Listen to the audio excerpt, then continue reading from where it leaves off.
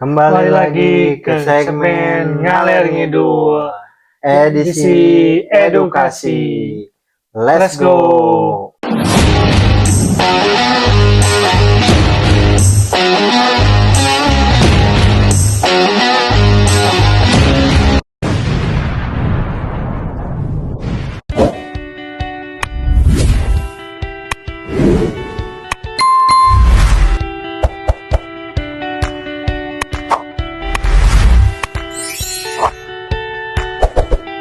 Halo, nama saya Ahmad Duslansani. Di sini saya akan membahas tentang Indonesia Emas 2045 bersama Arif.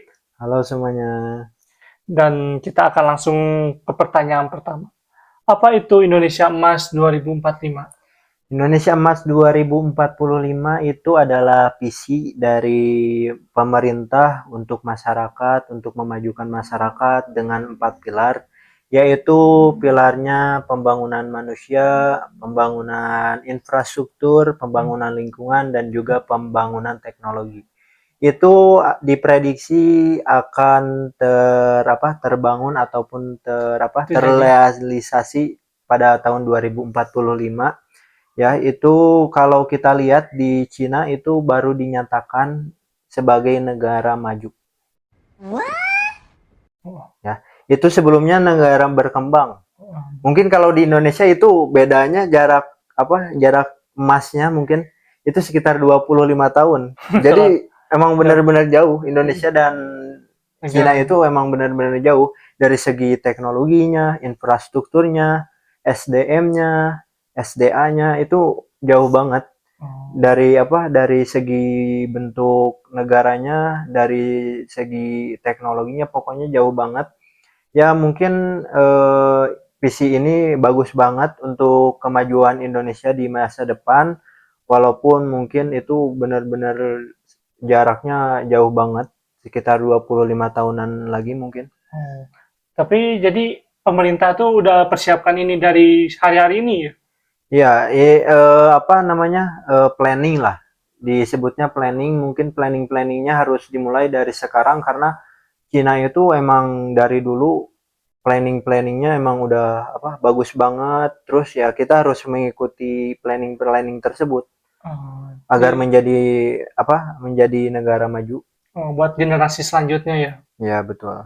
Oh, tapi kenapa tahun 2045 nggak lebih dekat atau lebih jauh? Ya mungkin itu genap 100 tahun Indonesia ya, kemerdekaan Indonesia yaitu di tahun 2045. Kan kita merdeka di tahun 1945, jadi kemerdekaan genap di 100 tahun ya di 2045. Jadi ya ingin membuktikan lah, seolah-olah pemerintah itu ingin membuktikan kalau kemajuan ini akan datang di 100 tahun kemerdekaan Indonesia. Oh, tapi nggak bisa lebih dekat kah? Nggak ya?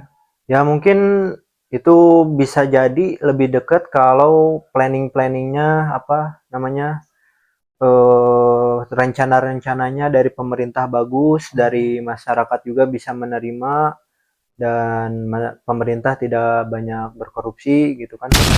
tapi mungkin tahun 2045 itu lebih realistis aja gitu Ya ya. mungkin gitu sih ya, dengan waktu 25 tahun mungkin ya. Mm-mm. Dari sekarang itu emang benar-benar realistis sih, dengan mungkin diprediksikan 2045 itu Indonesia bakalan jadi negara maju. Oh, benar.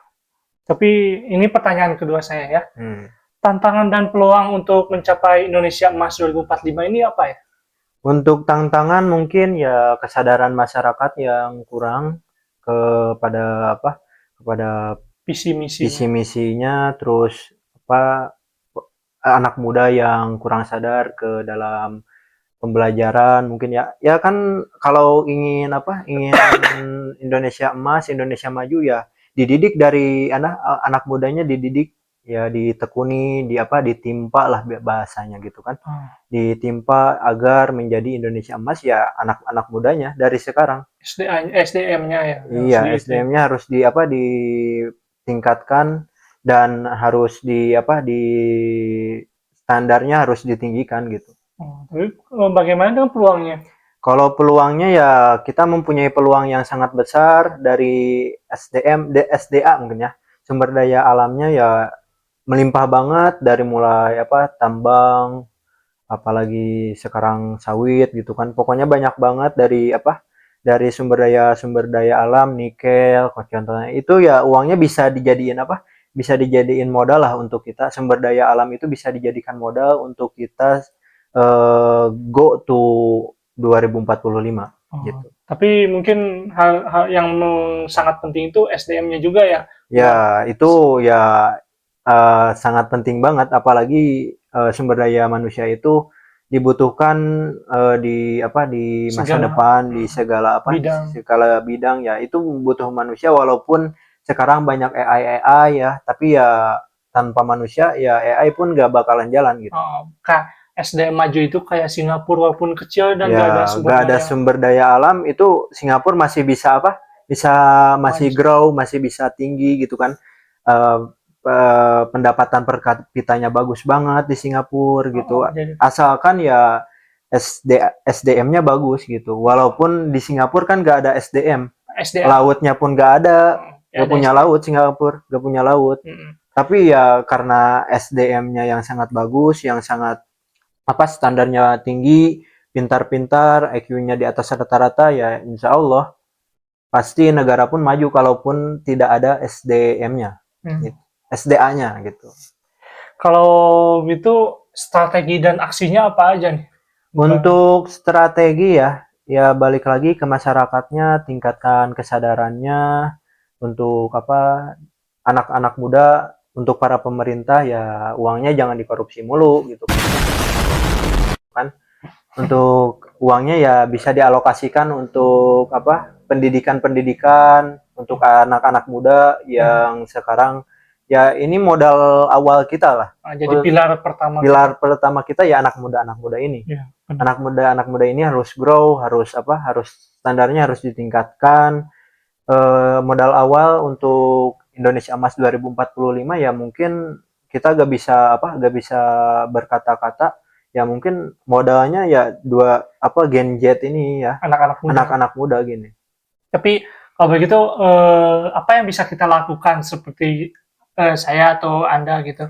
Apa yang bisa kita Kalau lakukan? saya ya kalau kita ya ini ya eh, menimpa anak muda untuk menyadarkan anak-anak muda juga ataupun menyadarkan para pemerintah Tapi kita sendiri juga harus ya harus somehow sadar kita sendiri juga harus sadar bahwa Indonesia kalau mau maju ya masyarakatnya juga harus diubah pola pikirnya gitu. Kalau begitu, ini kesimpulannya apa buat Indonesia Emas 2045? Ya untuk kesimpulannya mungkin di tahun 2045 semoga aja kita apa semoga tercapai lah tujuan para pemerintah ini walaupun pemerintah ini emang agak lambat dalam apa dalam mengatasi para anak muda ya gitu kan rencananya kurang bagus ya mungkin diperbagus lagi planningnya gitu kan untuk para pemerintah ya jangan kebanyakan korupsinya disedikitin Ditindak keras. hukum hukumnya ditindak keras apalagi kan sekarang yang korupsi cuma di penjara 3 tahun itu kan emang parah banget ya itu ya kita harus perbaiki pola pikir dari pemerintah dan masyarakat juga gitu sih Jadi segitu saja ya. kesimpulannya. Hmm. Terima kasih sudah mendengarkan podcast kami. Jangan lupa subscribe, share podcast ini kepada teman-teman Anda, dan see you next time. Bye-bye.